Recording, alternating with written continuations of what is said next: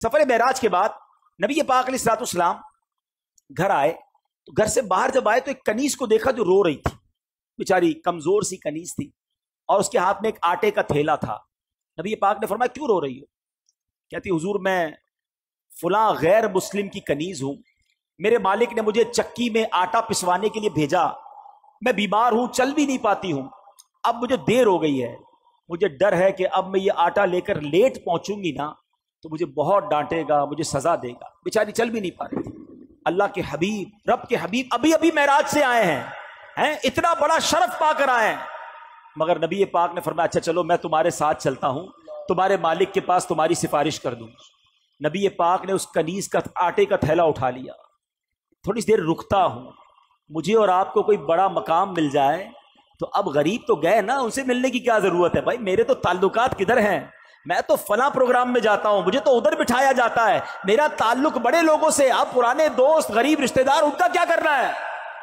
ارے عرش کے دولہا بن کر آئے ہیں اور کنیز کے آٹے کا تھیلا اٹھا رہے ہیں۔ تیری عاجزی پہ لاکھوں، تیری سادگی پہ لاکھوں، وہ سلام عاجزانہ مدنی مدینے والے۔ سنو میرے آقا اس کے گھر پہنچ گئے، دروازہ کھٹکھٹایا، وہ نبی پاک علیہ الصلوۃ والسلام کو جب دروازے پر غیر مسلم دیکھتا ہے تو ہکا بکا رہ گیا، جانتا تھا کہ یہ مسلمانوں کے نبی ہیں، تو کہا آپ کیسے تشریف لائے؟ تو فرمایا کہ یہ تمہاری کنیز ہے، پریشان تھی، ڈر رہی تھی تمہارے پاس آنے کے لیے، اس کو معاف کر دو۔ تو بتائیے وہ کیا کہتا ہے، وہ جو غیر مسلم تھا، کہتے ہیں پہلے مجھے بتائیے آپ کو آج رات معراج نصیب ہوئی ہے نا؟ غیر مسلم کہتا ہے اے محمد صلی اللہ تعالی علیہ وسلم آج رات آپ کو معراج نصیب ہوئی ہے؟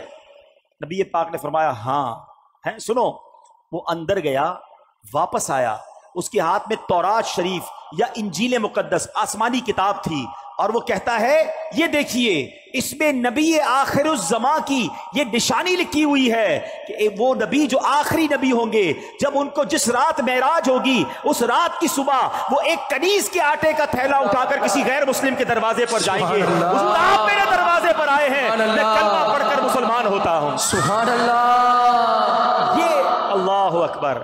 اب یہ میرے آقا کی شان ہے کہ نبی پاک کی اس معراج کا ذکر اور معراج کے بعد اس عاجزی کا ذکر بھی آسمانی کتابوں میں موجود ہے۔ ارے جن کے نصیب میں ماننا ہوتا ہے، جن کے مقدر میں ایمان لانا ہوتا ہے، جن کے مقدر میں عشق رسول ہوتا ہے، ان کو یہ سعادت ملتی ہے۔ بڑی پیاری بات شاعر کہتے ہیں، عقل والوں کے نصیبوں میں کہاں ذوق جنون۔